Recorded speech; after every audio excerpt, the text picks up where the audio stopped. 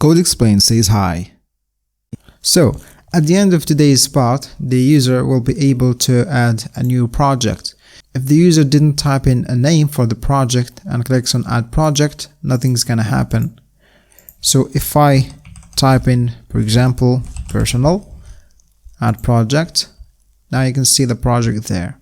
And also the user will be able to add a new to-do. So I'm gonna say, for example, test, then I can say personal here. If I click on Add To-Do without selecting a project, I can't add a to-do. And also if I didn't type in some text for my to-do and I selected the project and click on Add To-Do, I can't add the to-do. So I must fill in the text and also select the project, then I can add a new to-do. Now I can see my to-do there and it's under personal project. So first let's go and see the logic behind this. So when the user opens our form here and typed in his to-do and chose a day, a time and selected a project, in that case we're going to take this data here and send them to our database. So we're going to use an object for that. Why? Because if you remember, adding the data into our Firestore database is just adding a document into our collection. And if you remember, a document is just an object with some fields, and those fields are properties for this object. For example, the properties are going to be text for the text he typed in, then the date, the day, and time. Date is just the date. The day is the number of the days in a week, and time is going to be formatted in this format or this one here. So for day and time here, day is the state we've used for our date picker. So when the user picks a day here, our date picker will return a JavaScript date object and then save it into the day state. The same thing for time. When you choose a time, then I'm going to save a JavaScript object date into a state called time. Now these two here are JavaScript date object, and in the other side we gonna save into our database just strings and not our JavaScript date object. So in this case we need to do some formatting, and for that we're gonna be using our momentJS library. Now the checked property is going to be false by default, and then the project name is going to be a string, so just the name of the project, it's already a string, and the color will be generated using a function called random color. So when I render the to-dos, I'm going to have this different good looking colors. The random color function, we're going to get that from a library called random color. And then after we've created this object here, we're going to add this document into our database using a function or a method called add into our Firestore database. So first we need to talk about momentJS, so how to format a JavaScript date object into a string. And then we need to talk about our random color function. And then at the end talk about the method add to add a new document into our collection in our Firestore database. So for momentJS, you need to go to the website if you need to read the docs, and also to get the command to install Moment to your project. Now the problem is we have a JavaScript date object, and then we need to format that into a string. So for example, if you want to create a date object in JavaScript, you're just going to say new, then the date object. For example, we need to format this into a 12-hour and PM AM indicator. So in our app, we're going to format the date object into a string using a moment we have installed. So I'm going to grab moment, then moment here will take in our date we want to format. So then I'm going to pass in date to a moment and then use a method called format to format the date. Then I'm going to pass in a string here. So I'm going to pass in a string, so I'm going to say aged for hour, and it's lowercase, then the minutes, then a semicolon here, and then A for PM and EM indicator. Now the opposite of this, which we will cover later on in this course, so we need to pass the string and get a JavaScript date. So I'm not going to talk about that now. Let's keep that for another part. So now we have our form. The user will pick a day, and we save the JavaScript date into day state. Then he picks a time, and then we save that in time, and it's just a JavaScript date object. Now I'm gonna go and take my time and pass it to moment, and then to format it into this time format, I'm gonna use format method, and then it's gonna be HH uppercase, and then a semicolon, and then the minutes. So that's easy. Now if I want this format here, I'm gonna say moment, then I'm gonna pass in time the user picked, and then that format, and then HH semicolon MM and A for PM and AM indicators. Now for this format here, I'm gonna go and say moment, it's gonna be taking the day, and in that format, and then I'm gonna use mm/dd. So this is for month, this is for day, and this is for the year. Now for the number of the day in a week, it's gonna be moment, so it's gonna be taking the day, then that format, and then it's gonna be d lowercase. So that's it for how to format a JavaScript date object into a string. Now to generate a random color, I'm gonna go and npm install random color, and then all I need to do is go and import random color from random color, and then use the function random color, and this will return a random color for us. So that's simple. Now let's go and see how to add data to our Firestore database. So we're using Firebase as a backend, and we've set up our Cloud Firestore product, and then we created a database and created some collections there, to-dos and projects. Now to add a new document to our collection, it's so simple. All you need to do is import Firebase. Then I'm gonna say firebase.firestore.collection, for example, to-dos, and then I'm gonna use the add method. The add method here takes in an object because our document is just an object, and then the fields, which is gonna be the properties, and their value is going to be the value of that property, and that's it. Now let's go and implement all of this in our add new to do component and our add new project component. So let's go and update our code for our add new to do component. So this is how the code looks like so far for our add new to do component. So we have here some state, and we have a form. This form here has an onSubmit event, and on onSubmit, this will fire up a function called handleSubmit. This function here. Now let's go and talk about what's gonna go inside my function handleSubmit. So for our function handleSubmit, it will take in an event. And the first thing I'm gonna do, I don't want when I click on this button here, I don't want my page to refresh. So I'm gonna prevent that using e.preventDefault. And then I'm gonna go and use my Firebase Firestore collection to-dos, and then add a new document or a new to-do to my collection. It's gonna be an object with these properties here. Text is text, date and day and time, all formatted using moment. The project name is gonna be to-do project, and checked is gonna be false, and the color is gonna be random. And then at the end, when I add the to-do to my database, I need to close the modal, so set show modal to false. I need to set text to an empty string, and then set time and set day to new date, which is today's date. So here I'm just clearing my inputs. Now what if the user didn't type in nothing inside our input? In that case, our text variable will be an empty string. So I need to check if the user has typed in something in my input here, or if text is not empty. So if it's empty, it's gonna return false. Text will be false. But if there's something in our text here, some text, then it's gonna be true. So if text is empty, it's gonna be false, and this code won't get executed.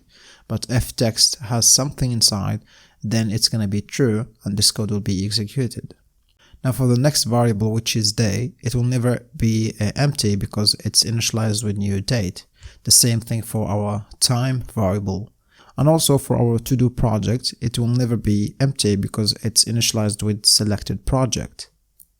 But the problem here for our to-do project is, on the first render, the selected project by default is today. And then selected project will be the initialized value of my to-do project, so to-do project will be then today. So when the app loads for the first time and the user wants to add a new to-do, then the selected project will be today, and the to-do project is going to be today. And I don't want here to go and add a to-do under a project called today, because we don't have a project called today. Today and next 7 days and all days are just items of a calendar menu. So I'll need to check if my to-do project is one of these items here. I don't want to do this. I don't want to execute this. I don't want to add my to-do to one of these items here, because they are not projects. So what I'm going to do is say, and my calendar items, this array here, does not includes my to-do project. And then I'm gonna do this. So if you don't understand this, let's see an example here. So for example, if my to-do project is today, which is the case on the first render. So if I say calendar items that includes, this will return true, because that's true that my calendar items includes today. Today is one of the items of my calendar items. So today is included in my array calendar items. And then if I say not calendar items that includes today, then not true is gonna be false, and this will not get executed, because for example true and false would be false, false and false will be false. So that's the example when the to-do project is today. Let's see now if my to-do project is personal. It's not one of these. In this case, calendar items that includes personal is going to be false, because personal is not included in my array calendar items. And then not calendar items includes personal is going to be not false, which is going to return true. And then I'm going to run this because it's true. And that's it for our add new to-do component. And now let's go and talk about our add new project component. Let's update our add new project component. This is how the code looks like so far. We have again some state, then a form. On submit, it will fire up a function called handle submit, which is this function here. Now let's go and talk about what's going to go inside this function. So again, our handle submit will take in an event. The first thing I'm going to do is prevent default. So when I click on this button, I don't want the page to refresh. And then this is controlled by a state called project name. If it's empty, I don't want to add an empty project to my database, so I'm going to go and say f project name. Now let's go and take a look on our database. So we have a collection called projects. It has already 3 projects: other, work, and personal. So if the user tries to add a project name with the name other, the project name other here already exists. So we don't want to add that. So which means we need first to check our database if it's already having one of the project or the project the user wants to add now. So in that case, I'm going to go and create a reference to my collection projects. So why? Because I just don't want to type in this whole thing again and again. So I'm just going to say ref. It's like saying Firebase at Firestore, the collection project. So I'm going to go and say ref, and I'm going to use where clause. So where clause is just like is telling Firebase to go and grab the documents from the database based on a condition. So this takes a condition here. The first argument here is going to be the name of the field. So for us, the name of the field is name. So I'm going to put in name. So I'm going to search for documents where the name field is equal to the project name the user has typed in. So what Firebase will do now, it's going to go and check the name of this project first. So name is other, other is equal to other, so it will grab this document. Then it will go to the next one, work equals other, that's false, it won't grab this one here. The next one, personal equal other, it's false, then it won't grab this one here. So it will go and grab only this document here. So then if I use get, this get here will take some time. This is a promise. So when this resolves, I'm going to go and say then, and I'm going to receive a query snapshot. The query snapshot here is my query. It has all the documents that verifies this condition here, which means in this case, if the project name is other, my query snapshot will have only one document, which is this project here, this document here. Now I'm going to go and use a beautiful property of our query snapshot, which is empty. So I'm gonna go and say query snapshot.empty. This could be false or true. So query snapshot.empty in our case now, if the project name is other, it's not gonna be empty because we have one document there. But if the user tries, for example, to add something else to our database, there is no project that has the same name as something else. So in that case, query snapshot will have no document, which means it's going to be empty. So it's in that case going to be true. So now I just need to use an if statement. So if query snapshot.empty means my project that I'm trying to add doesn't exist in my database, I'm going to go and add that project into my database. So I'm going to use my add method. This is a project, an object. This is also a document, the field name, and then the name is going to be the project name, something else, for example. And if the query snapshot.empty returns false, which means we have some documents that verifies this condition, then I'm going to alert project already exists. And that's it. And now I just need to close the model and then set back my project name to an empty string. So that's it for the logic part. Let's go now and see this in action.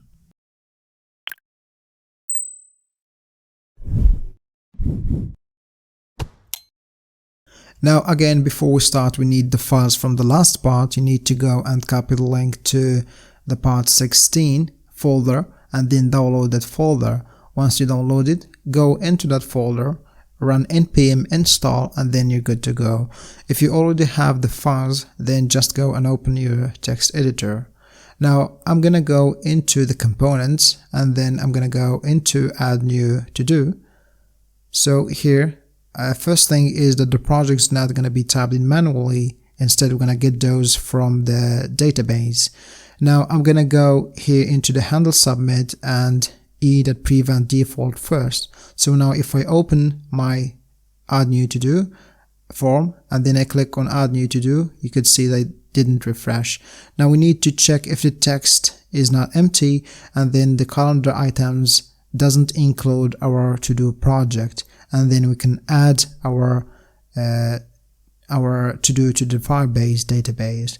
So here I'm going to say firebase.firestore.collection to dos, and here we need first to import calendar items from our constant folder, and then we need to import Firebase from our Firebase folder. And then here I need to use the add method to add a new document. So it's going to be an object with text field, which is going to be the text, date, and then I'm going to need to use moment. So and then I'm going to format this to month, then day, then year.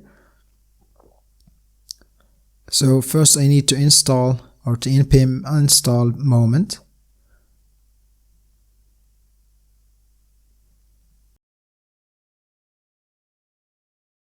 And now I'm gonna go and say day moment. If I hit enter, moment is gonna be imported by default. Then I'm gonna format this to D, just the number of the day.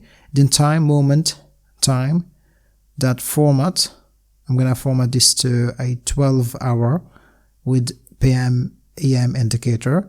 Now checked is gonna be false by default, and then color is gonna be a random color. So I need to install random color. Then the project name is going to be to do project, and that's it. Now let's go and npm install random color.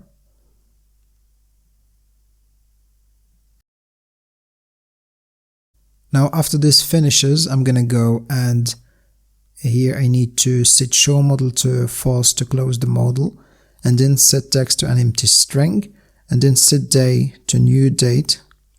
And the same for our set time. Now I will hit save, and you can see that we need to import random color first. Now if I save and go to my Firestore console, if I go under to do's collection, now if I go and add new to do, choose a project, now you can see that it has been added successfully. Now I'm gonna try another one. Work, add new to do. Now I can see that it has been added under work project, and that's good. Now if I go and add a new project, you can see that the page just refreshed. Now I'm gonna go into the add new project component. Under my handle submit function, I need to prevent default. Then if the project name is true, if the user has typed a project name, I'm gonna go and create a reference to my collection project. So Firebase, that Firestore, we need to import that first. Firestore, then the collection is gonna be projects. So now I've created a reference to my project collection. Now I'm gonna say where, the where clause, where the name, the field is project name, the name the user wants to add. Get then the query snapshot. Now if the query snapshot is empty, it means there's no the project doesn't exist, I need to add that project using the add method. So the name here is going to be the project name, the project name the user wants to add. Then else, if it's not empty, I'm going to alert project already exists. And now I will need to set show model to false and then set project name to an empty string. Now if I hit save, open my Firestore console, I'm going to add in a project name called test. You can see it there. It's all also on there. Now if I click on test, new to do, you can see that test is selected by default. Now I'm going to add some to do to my project test. If I click on add new to do, so you can see that it's there. Now I'm going to go and add a new project, an existed project. So I'm going to say personal. It's already there. So I'm going to say add. So you can see it says project already exists. So that's it for today's part. I hope you enjoyed it. I hope you learned something new. Take care. Don't forget to subscribe and like the video.